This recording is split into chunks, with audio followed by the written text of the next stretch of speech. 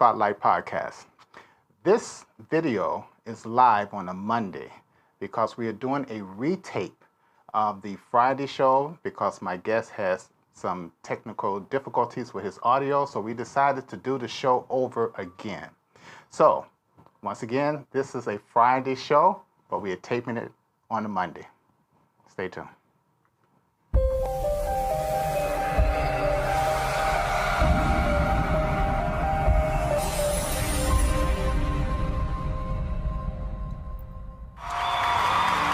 You're watching Stewart Spotlight Podcast live with your host, William Stewart Jr. With topics of everyday life.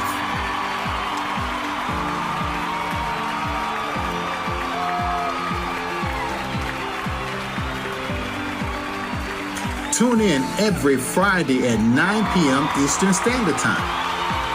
Live streaming on Facebook and YouTube. Today's guest, Senuwell Smith.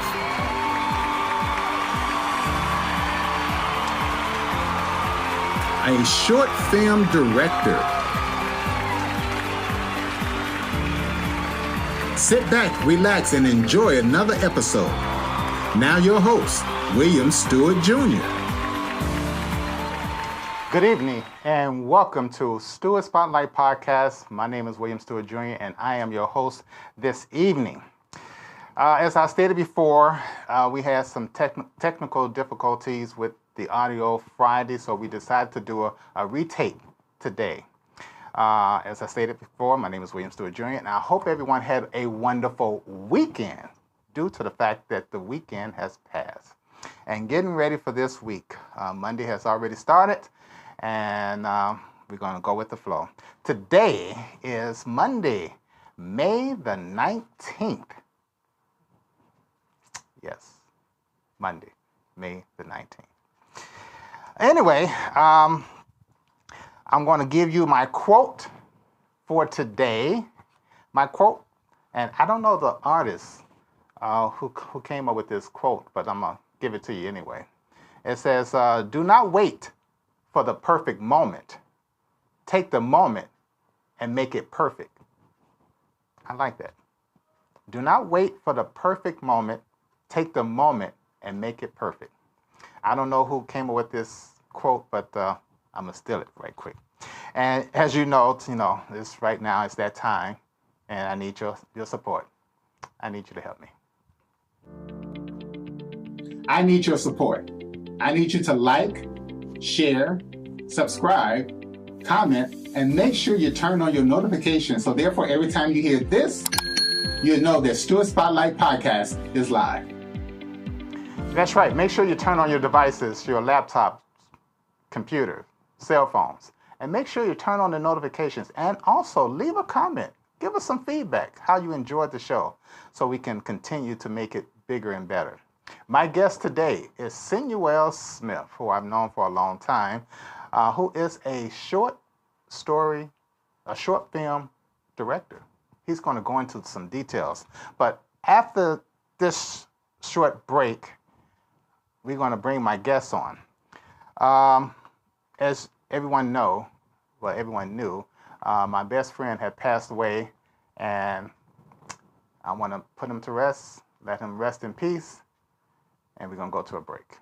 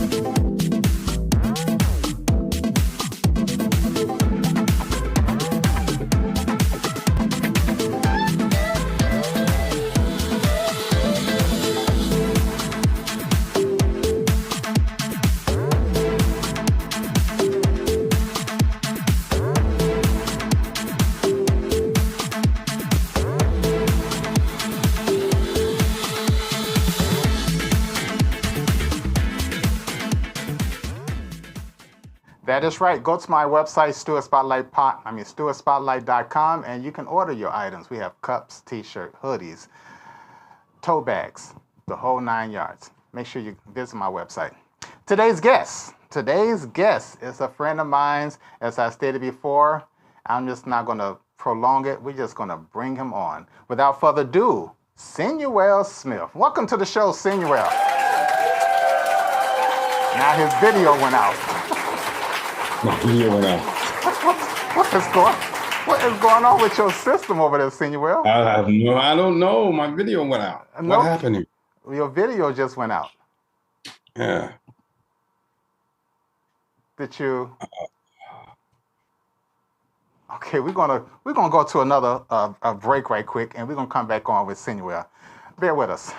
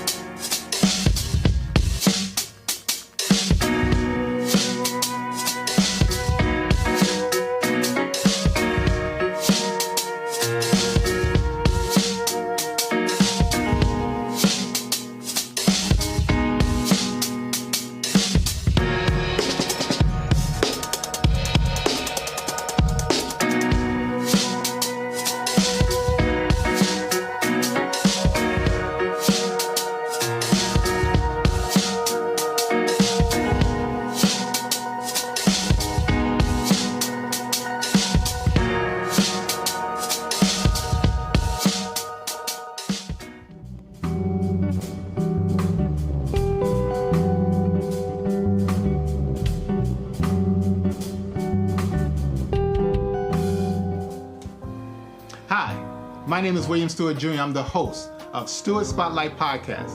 How would you like to be a guest on my show? If you have gone through something, came out of something, and just want to share it, we would love for you to be a guest to discuss any topic related to your situation. Your insight of experience, wisdom, knowledge would be invaluable to our viewers. Who knows? By sharing could help someone who may gone through what you came out of. Sharing is caring. So give us a call, 888-552-1944, so we can schedule you on the next Stewart Spotlight podcast. Okay, Senuwell, are you with us? Are you with us now? Yeah. I'm so sorry. My USB hub has been tripping. I'm so tired. Okay, we just had your audio was going fine, but now your audio is going back and forth, in and out. Going back and forth, in and out again? Yes, it's doing the same thing it was doing last week. All right, how was that? Oh, that's much better. Much better. Are you okay now? I'm okay. It's just that my system is, I don't know. I've had this stuff here for a few years, and these things go out. Yeah. So I guess my hub is going out, my USB hub. Okay. So, well, it's time to invest into another USB hub. Yeah. Oh, okay. Yeah. Other than that, how you doing on this Monday evening? I'm good. I got my rest. You got your rest, okay. So got my rest. Now, we had some technical problems last Friday, and I thought we was going to have it again today, but no, it's not happening. Not allowing that. I'm not going to put that in the universe. No. That's right. We're going to go on with this program. The sound sounds good. The video is good. And we're going to move right ahead. So other than that, Senuwell, we've been knowing each other for a long time. We first met at MXC. And that was about in the 90s, I believe, right? Yeah. That was about right around 95, 96. Yeah, okay. Because I came there in 92, so we met after that. Okay. So, excuse me. So, Senuwell, have theater film, plays always been in your vision when you was going through grade school, high school, college? No, no, I wanted to be a football player. A football player. Yeah, I wanted to be a quarterback, but I was one thing I was short. Now I'm only 5'9". They didn't have no 5'9" quarterbacks back then. Okay. And I was messing around in school and stuff like that. I wasn't taking stuff serious, and I got demoted to a sophomore, and that disqualified me from playing football. Okay. So So you decided to go into theater. no, I in my English class, I was a big jokester in my class, and my English teacher goes, you know what? I'm gonna put your joke into a test, and she had me read this play out loud, and I read it in character, and I really enjoyed it. Oh. And she told me, you ought to consider becoming an actor. I said, Okay. really? Me, an actor? I'm a jock. And she goes, no, you're an actor. I said, okay. I'm gonna be an actor. Okay. And it went from there, and I did a Christmas play at the school, and I played Clarabelle the clown. And fortunately, I made everybody laugh, and it made me feel good. Really? Yeah, yeah. And I'm like, okay, I can continue to do this. I'm a major in theater when I go to school, when I go to college. So this all started in high school when your English teacher told you to get up and read, and it started from that point on. Yeah, Miss Johnson. Okay. So, Senuwell, you have a couple of adult children. Yes, I do. My daughter is 38. Wow. My son is 35. Wow. Making it sound so and old. I think you met my kids. Yeah, I have met them. I have met them. Yes. Yeah, they used to come to the school because I used to run a lab there. Right. And they used to come, my son, he used to come in the lab and help me. And some of the students would come, hey, little boy, can you come help me? Can you come help me? He helped me with he's a computer guy too. Right. But now he's a longshore man. He's flying around the country setting up events. Oh, okay. See, it rubbed off a little bit. Now you have some grandkids too, right? Yes, I do. Both of my biological kids, I have 4 with them. But I did raise a young lady since she was 5 years old. She has 7. 7 kids. So you got a total of 11. 11 grandkids. 11 grandkids. Do they all call you Grandpapa? No, they call me G-Dad. Oh, G-Daddy. G-Dad. Oh, G-Dad. Okay, Granddad. Right. Okay, G-Dad. Like a grandpa. Right. Okay. So you want them to call you Grandpa, huh? Nah. They're like G-Dad. But they still call me Grandpa. They do it. Okay. So now, Senuwell, when you finished high school, you went to college. You went to Columbia College downtown Chicago. Yes, I did. I majored in theater and film, and that's where I got bit real bad with theater. And it just grew from there. I used to pick the plays for the school, and for the black theater department. Okay. I used to go to the public library and find plays for us to do here at the school. Wow. And and with my luck, they actually picked 2 plays that I picked, because I picked a lot of shows. Okay. And one was a main stage one, and one was a studio theater. Okay. So one was David Ray play called Pavlo Hummel, and the studio black theater did I can't remember the name of that play. It'll come to me. Okay. So now, when did you start writing? No Place to Be Somebody. That's the name of the show. Say it again. No Place to Be Somebody. Oh, okay. That's interesting. That's the show that I picked up. Okay. And what was that about? And they didn't cast me in either one. I picked the shows and they didn't cast me. I didn't understand that. I was hurt. You picked the shows, but didn't even get cast in the shows. I didn't get cast. Okay. I'm not going to go into that right now. My other question is, when did you start writing plays? My first show that I wrote, well, actually, I started writing for television first. I used to do these mock scripts for like, Different Strokes and Fame. Fame actually got a chance to look at one of my scripts and they were like, okay, he's a beginner. Well, at least you had your foot in the door. Yeah, yeah, Okay. he's a beginner. And after that, I started writing more screenplays than shows. I think the first show that I wrote ever, a full-length show, because I used to write these short one acts. And the very first long show that I wrote was singer, what's her name? She played over at the Black Ensemble Theater. Another one I can't remember. Okay. Tip of my tongue, and I can't remember her. But you said you wrote it. I wrote the musical. Okay. It ran for about a half a year at the Black Ensemble Theater. Okay. And we had a lot of ladies who played her from in different stages of her life. Okay. Yeah, and trust me, that's gonna come to me. Okay. In a minute. That's okay.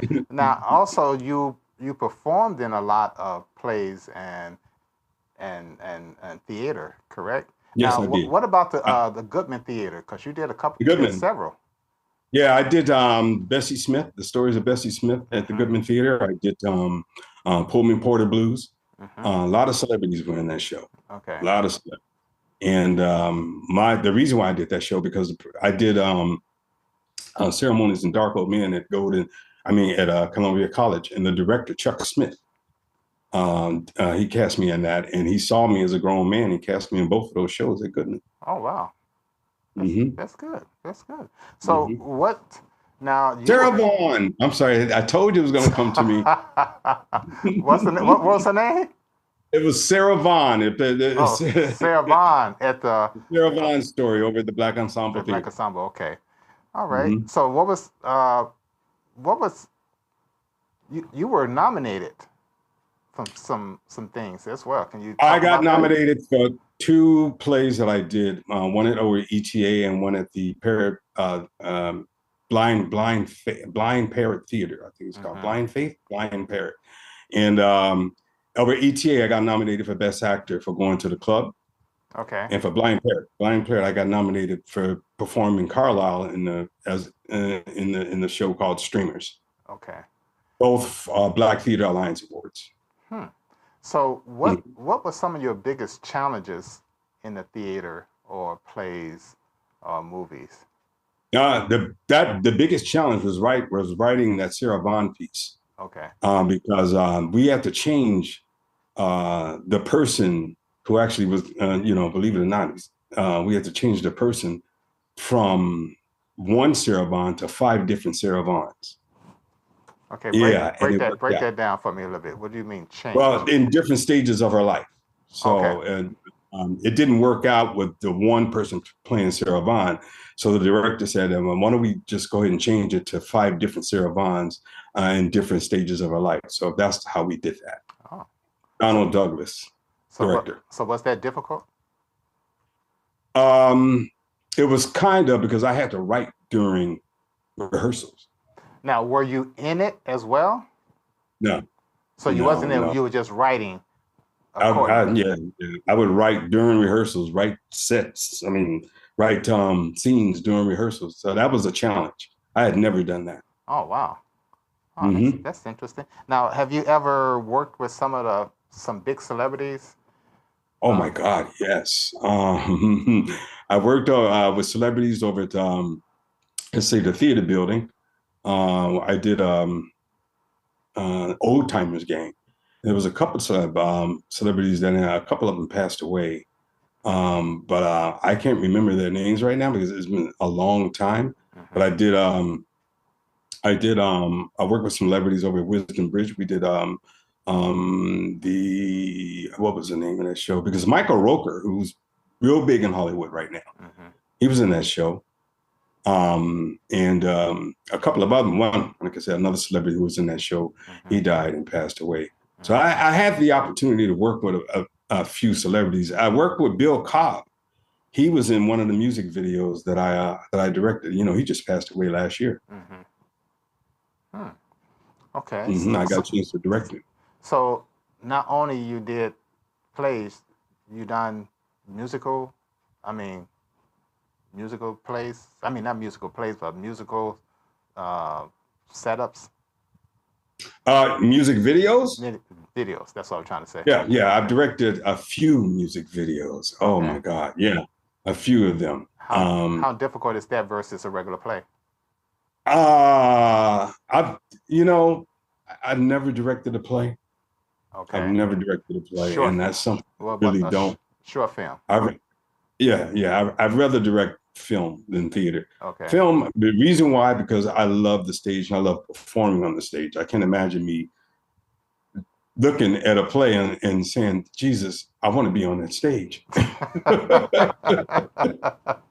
I can't direct theater. I'd rather write it and just direct. I went to school, I went to Columbia College for film. Okay. And I learned everything I can. I went to Video Symphony out here in California for video editing.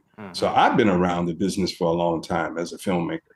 And yes, I am a short film director, but I am looking for my major film piece, a feature, a long, what do they call that? Full-length feature. So I'm working on that actually right now. Okay. So now you're located in California as we speak, correct? Yes, I am. What part of California? But I am coming back to Chicago. What part of California are you? I'm in Sherman Oaks. Okay. How far is that from LA? I'm in the LA County. Oh, okay. Now for the viewers, Senuwell wrote my play. Oh my God. For Love and Family. You thought I didn't have this, huh? I still have it. Is that the very first script? This is the very first. This is the very first draft. And before the rewrites. Right, exactly.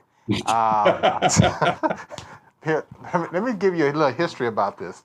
And I knew Senuwell, he was a good writer. So I always... You mean he was? Well, I'm sorry. Still is. Past tense. Well, I knew Senuwell was a good writer, is a good writer. And he always was telling me, I'm going to write you a play. And he went to California and he came back. And I locked him in my house for the whole weekend. I wouldn't let him leave at all. That's interesting. Right. Wow. That was a whole weekend. That was a whole weekend. And we was eating, drinking, and just brainstorming. And then he had to leave to go back to California to do another gig. And a month later, a month and a half later, he came back. Here's the script. And I was like, wow. After all that brainstorming, back and forth, he had a whole script for me. So I read the script and, scratched out this, put this in. But those was part of the rewrites, as you would call it, correct? Yeah. So and then we came and I produced the For Love and Family, and it ran for 2 weekends. It ran for a Friday, Saturday, Sunday, and Thursday, Friday, Saturday, and the Sunday matinee. And then the following week we had a Thursday, Friday, and a special for VIP on that Saturday, and then that Sunday matinee. And then Squeeze, James, who was the musical director, composer for my music. I mean, he put, oh my gosh. He came and showed up. Ooh, he showed up, showed out. Yeah, yes, he did. I have those scripts as well, those lyrics. You still have those musicals? I have all of them. All of them. So. Oh, wow. Yeah, so that's how For Love and Family, because Wendell Hargrove was on my podcast several weeks ago, and and I played a little snippet when he was in the dress.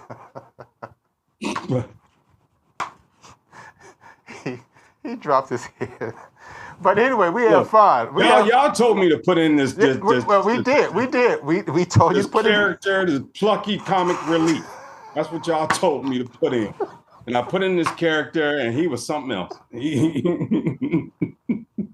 Yes, and he really was something else.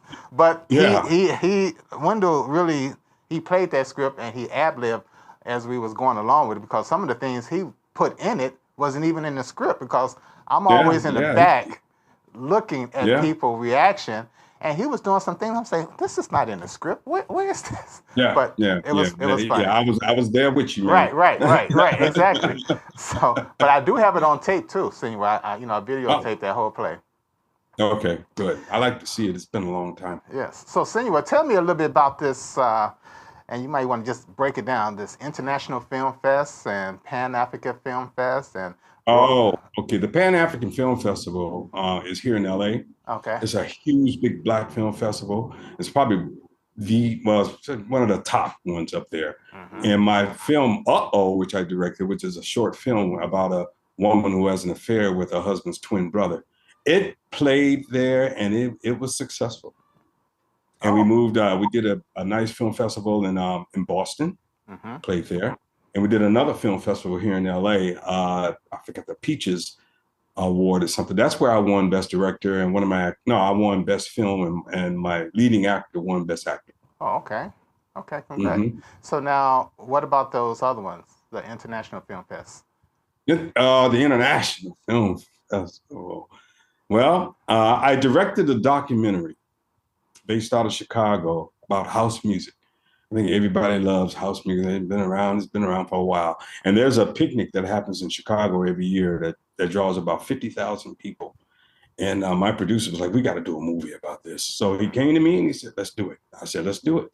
We have about 5 cameras out there in that park. We had a drone. It was just really something, Wow. If ever you want to see it, if ever you want to see it, the trailer is called Woodstock of House. Okay. That's the trailer. And we played about 25 to 29 film festivals here in the United States before we were invited to go to Cannes and Cannes and there was a black version of the Pan-African Film Festival in Paris, France that we were invited to. So we had a chance to go to Paris, France twice. Oh, now, before my next question, what is this Roxbury? What's that? That's the Roxbury Film Festival in Boston. That's where Uh-Oh played.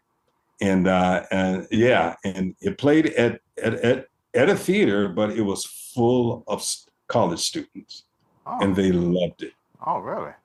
Yeah, they loved it. Okay. Now, you had the opportunity to travel. So you just mentioned you went to Paris? Paris, France, twice. I didn't go the first time, the producers did, but I went the second time. Okay. For the Pan-African Film Festival, the other version of that. Well, they actually called it the Black Cannes Film Festival. So we had a chance to go down there and represent the movie. We're trying to get it on CNN right now. Mm-hmm. It's just that we have to deal with these musical rights and we have to deal with the licensing with the music. And that's becoming a headache, but we can do it. Okay. So were you able to walk down the red carpet and all the other good glamorous? Yes, we did. Yes, we did. And I loved it. Took plenty of pictures. Especially at the Pan-African Film Festival here. Uh-huh. I got invited to the Directors Guild Directors Breakfast, and I got a chance to meet Lou Gossett and a whole lot of directors and actors that are people in the business, and just to rub elbows with those guys and show them that I have so much respect for them was amazing to me. Okay. Danny Glover, Louis Gossett, it was amazing. Wow. Now, you also mentioned there's a big change in theater, film, and short films. Could you explain that? Well, not in short films much, but there is a change in Hollywood right now because of the opening mind of Hollywood to open their minds to the LGBTQ community. Okay. Now that you can't help but to see a lot of it on television and in films today, and it's accepted. Mm-hmm. Hollywood has accepted it and opened its arms to the LGBTQ community. Okay. So, that's another division now because a lot of people who are gay, weren't getting a lot of work in Hollywood. Mm-hmm. And now that it's accepted, oh wow, they're getting work now. Yeah. Oh, okay. So any good advice that you would give to someone who's thriving to be an actor, actress, to maybe go into movies, theaters? Yeah. I would say stick to your dream. Don't listen to people talk you out of it. Never let someone take you away from what you really want to do, regardless of who they are. It can be a family member, it can be your best friend. Stick to your dream. You stick to your dream and you stick to God's purpose. God will bless you because he wouldn't have put that in your heart. And God gives us a gift. He gives everyone a gift, and that's how we survive. So anyone who wants to do this, you just don't give up. Never give up. You stick to it, and the conviction, it will be yours. So, in an actress or actor, what's an average salary that a person could make if they were to be successful in it? That all depends on how big your stardom is. I mean, okay, starting off actor or actress. Starting off, if you're in the SAG union, you can probably make. It's like this. If you do a commercial, you can make anywhere between $500 to $600 every time it plays on the air. Now we have apps. We have streaming, which is one of the reasons why we went on strike. Now we have streaming, which adds to the the equity of the salary. And if like I said, it all depends on your stardom. If you're popular, let's say you see a commercial and you see the same actor in the same commercial, and like the guy who's doing the insurance commercials for the NBA games and the NFL. This guy's a one actor can be a millionaire because they're the spokesperson for that product. So it all depends on how you perform. It all depends on how you just get the people's attention. Okay. Once you get the people's attention, just doing someone. I remember how much money I made when I did the McDonald's chicken McNuggets. I introduced me and some other actors introduced chicken McNuggets to the world. And just from that commercial, because of James Brown was in that commercial, I was able to put myself through college for a year.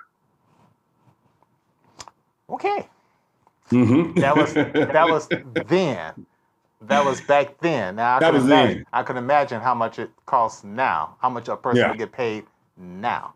That was then. Now it's untelling. Wow. Okay. You never know. Okay.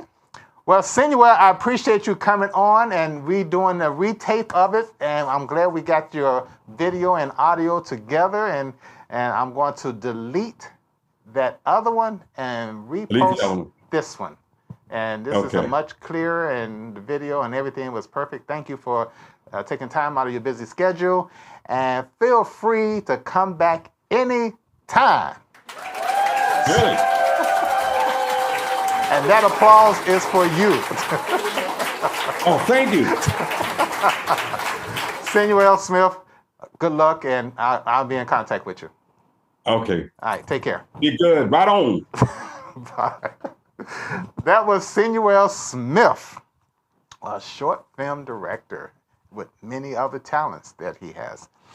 As I stated before, next week, I want to reiterate, this was a retape of the podcast that we had Friday that didn't go too well, so we had to retape it. This week, my guest will be John Green, Human Resource Executive with the experience in management coaching, talent acquisitions, management benefits, employee and labor relations. And who knows, he might be able to help you find a job. Tune in this Friday. We can see what he has to say. Okay, so as we wrap up, my Bible verse comes from 2 Timothy 1:7. For God has not given us the spirit of fear, but of power and of love and of a sound mind. 2 Timothy 1:7. As we begin to close this week, I want to thank you for tuning in again out of your busy schedule. Make sure you tune in Friday to see what John Green has to talk about for human resources. Until then, everybody have a pleasant and safe week. Until we meet again, stay blessed.